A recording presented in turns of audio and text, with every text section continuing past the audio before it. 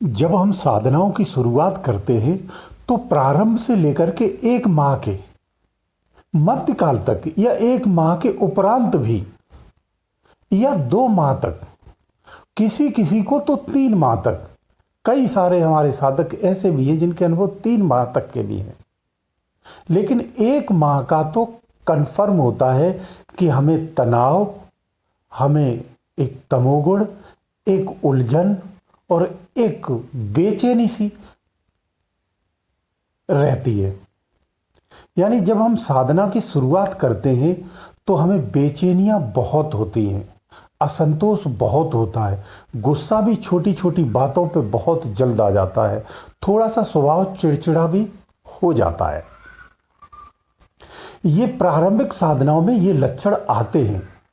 अगर आप कोई भी साधना करते हो, किसी भी प्रकार की साधना करते, और अगर आप बहुत गहराई से करते हैं और बहुत लगन से कर रहे हैं तो उन साधकों को ये अनुभव होते हैं। जो साधनाएं गहराई से नहीं कर रहे हैं, जो जाप वगैरह कर रहे हैं या अन्य सब कोई भी क्रिया कर रहे हैं, वो अगर गहराई से नहीं कर रहे तो शायद उन्हें ये अनुभव नहीं होते।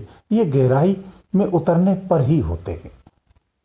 लेकिन प्रारंभिक 1 माह निश्चित होते हैं। किसी को 1 माह के बाद खत्म हो जाते हैं, किसी को 2 माह के बाद खत्म, मतलब सबका भिन्न होता है। लेकिन ये कन्फर्म होता प्रारंभिक अवस्था में तनाव की स्थिति रहती है।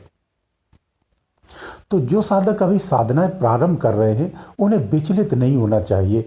मान लीजिए आपने किसी देवी शक्ति या किसी भी पाठ का अध्ययन या जाप प्रारंभ किया है और आप बहुत ही गहराई से उस जाप को कर रहे हैं, और जिस दिन से आपने प्रारंभ किया है उसी दिन से आपको तनाव की स्थिति रहेगी। यानी अगर कोई आपके सम्मुख एक ही बात को 3 से 4 बार दोहरा दे या उसको सही सुनाई ना दे, आपने रिपीट 2 से 3 बार कर दिया तो आपको झंझलाहट आएगी, आपको गुस्सा आएगा, आपको तनाव आएगा। हो सकता आप किसी को अपशब्द भी बोल दें, ऐसी स्थिति आती है। ये यथार्थ सत्य है। ये प्रारंभिक अवस्थाओं में आती है। इसलिए आपको भ्रमित या विचलित होने की कदापि आवश्यकता नहीं है। उसके कई सारे कारण होते हैं जिन कारणों को मैं आगे अभी विस्तार से बताने वाला हूं। दूसरा क्या होता है, जब आप प्रारंभिक साधनाएं करते हैं तो बेचैनी के साथ भय भी, उसकी भी स्थिति पैदा हो जाती है। यानी अगर आपने ध्यान बहुत गहराई से किया तो बहुत थोड़ी सी मात्रा में, बहुत मात्रा में नहीं, एक भय की भी स्थिति पैदा होती है। ज्यादातर ध्यान की बेचैनी अधिक होती है कि आपको मन ही नहीं लगा है। उसके कारण है, आप जानते हैं।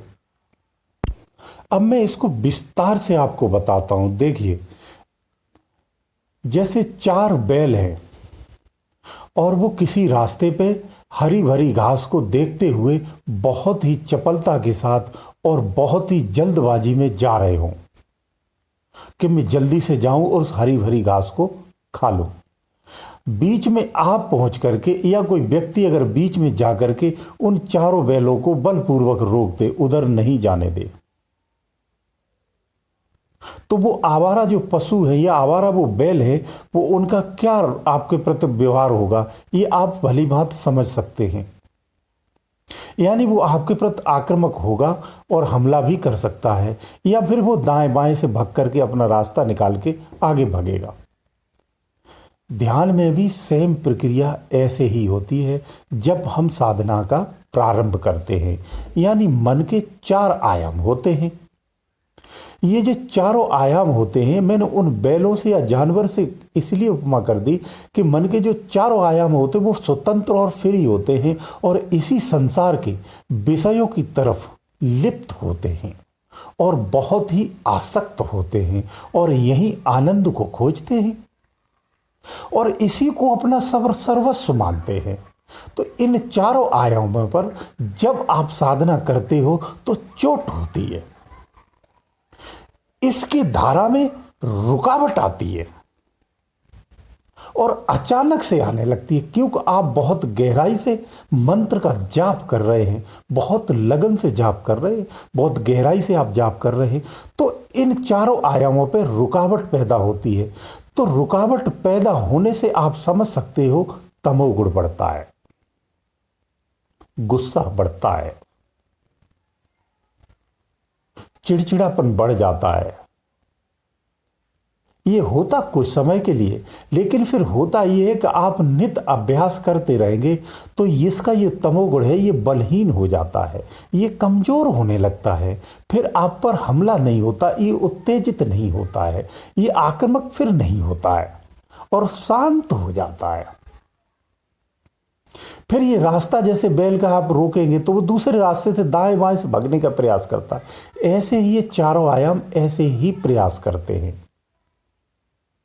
फिर अभ्यास से धीरे धीरे ये आपके कंट्रोल में होते हैं और फिर आपके अधीन हो जाते हैं, फिर आपके अनुकूल भी हो जाते हैं,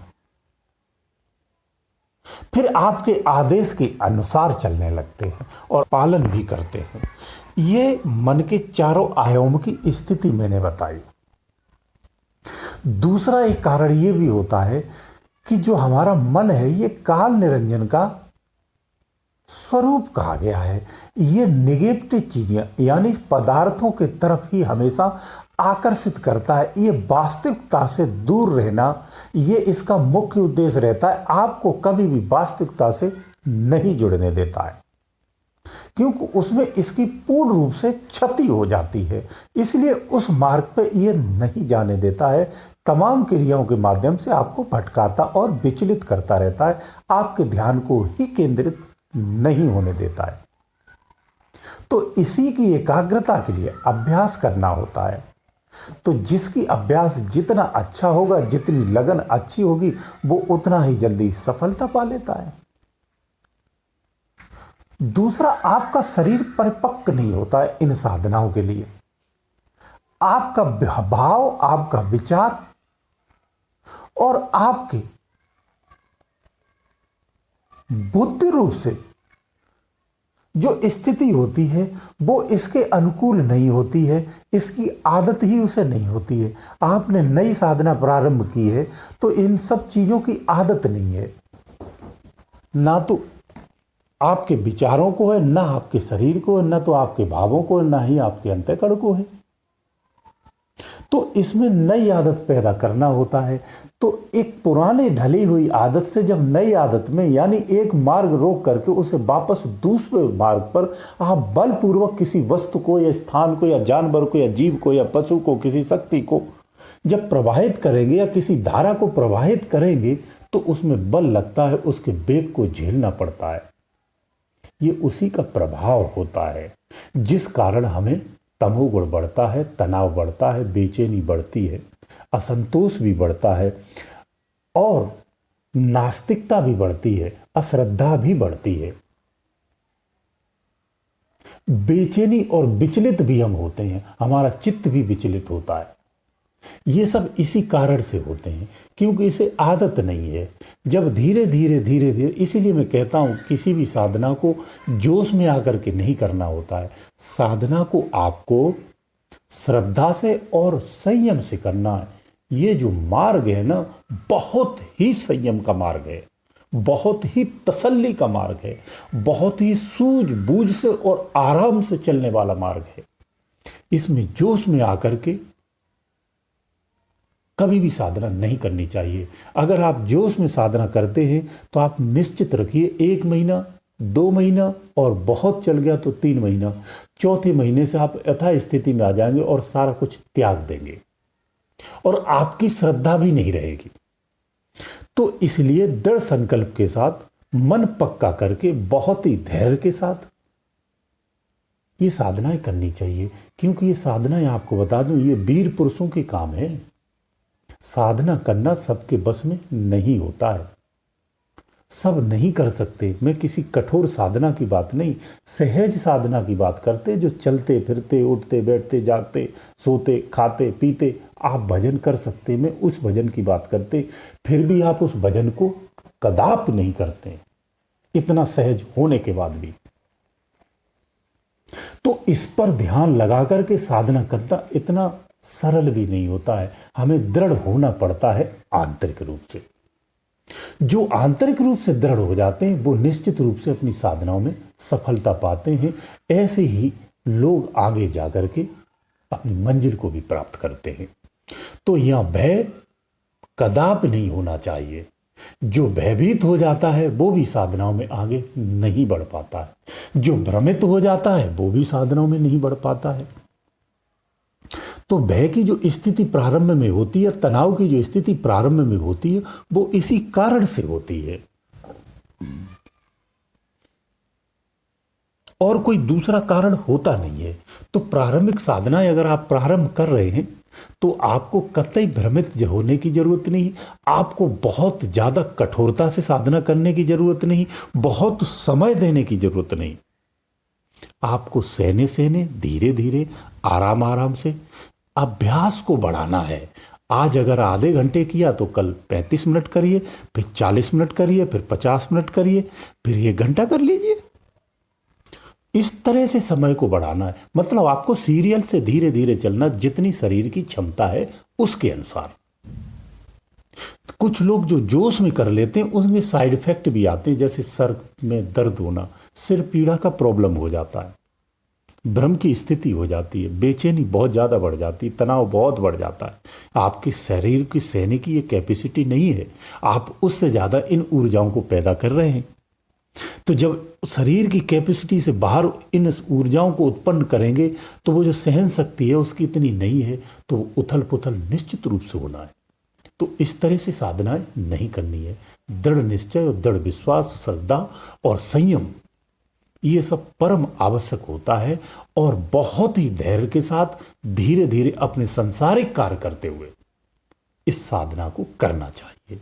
ऐसे साधक निश्चित रूप से बिना क्षति के अपनी अध्यात्म क्षेत्र में सफलताओं को प्राप्त करते हैं और सुरक्षित भी रहते हैं। इसके साथ कुछ और भी अनुभव होते हैं, वो भी मैं आपको बता दूं। जैसे पैर में कीड़ा काट लेना, पीठ में कीड़े को काट लेना, हाथ में कीड़ा काट लेना या चींटी का काट लेना। काटेगा नहीं, आपको आभास होगा चींटी ने काट लिया, आपके पैर में किसी ने काट लिया है। ज़्यादातर पैरों में होता है या पीठ के या बच्चे स्थल पे होता है। ये दो ही स्थानों पे सबसे अधिक होता है। यही ज़्यादा बेचैनी करता है, यहाँ से आपका ध्यान भंग किया जाता है। ये प्रारंभिक पर जो बाधाएं होती ये आती हैं, या आपको जहाँ साधना आप कर रहे हैं उस स्थान पर इधर उधर से आवाज़ आने लगेंगी, या कोई घर का ही सदस्य आकर को आपको बार बार डिस्टर्ब कर देगा बिना वजह, बिना किसी कारण के। ऐसे ही आकर के कोई शब्द बोल देगा या कोई चीज़ याद आ जाएगी, वो आके आपको कहने लगेगा, या फलानी चीज़ उसे याद आ गई तो झट से आपको जगा देगा, बोल देगा कि फलानी चीज़। इतना उत्साहित रहेगा कि इतना उत्सुक रहेगा कि आपको ध्यान से भी उठा के आपको बताने लगेगा। ये इस तरह की बाधाएं आती, ये वास्तव में माया रूपी बाधाएं होती हैं जो साधनाओं में उत्पन्न होती हैं।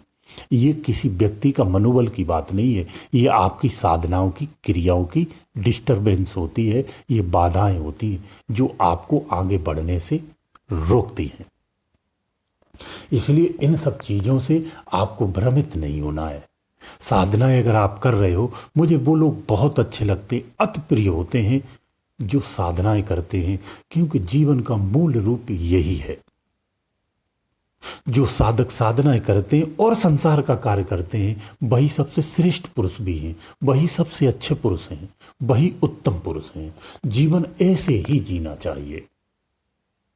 जिसे जीवन जीने का तरीका मालूम हो गया, वो अपनी नैया को पार कर लेता है। वो इस जीवन को भी सुखी रखता है और आने वाला जीवन भी सुखी कर लेता है। इसलिए हमें नित्य कर्म के साथ साथ साधना भी हमारा नित्य कर्म ही होना चाहिए। ये जीवन का मुख्य अंग होना चाहिए। हमें इस तरह से अपने जीवन की प्लान करके रखना चाहिए। तो प्रथमवत जब भी आप साधनाएं करें, बहुत संयम से और सहनशीलता से करें। ज्यादा बातचीत और ज्यादा प्रयास भी ना करना। थोड़ा धीरे और मंद गति से चलना है, आराम से चलना है। निश्चित रूप से आप सफलताओं को पाएंगे। और अगर आपका गुरु नहीं है, एक चीज और जोड़ दूं, अगर गुरु नहीं है फिर भी आप साधनाएं करिए। कई सारी युक्तियों से सीखिए, आप बहुत सारे तरीके हैं, करिए, लेकिन अपने को उस स्थिति में, उत्तम स्थिति में ला करके स्थापित कीजिए, आपको गुरु भी मिल जाएगा। क्योंकि सच्चे जो गुरु होते हैं, मैं आपको बता दूं, वो रूहानियों से मिलते हैं, शरीरों से नहीं मिलते हैं। तो रूहानी से मिलने वाला गुरु तभी मिलता है जब आप रूहानियत में आते, यानी उचित पात्र हो जाते हैं, उस अवस्था में आ जाते हैं, उस कैटेगरी में आ जाते हैं, उस परिक्षेत्र में आ जाते हैं जहां गुरु का विस्तार है। तो निश्चित रूप से आपको रूहानियत गुरु मिलेगा। हमें दृढ़ विश्वास होना चाहिए और इसी तरह से विश्वास के साथ साधना करते रहिए। गुरुदेव दयालु।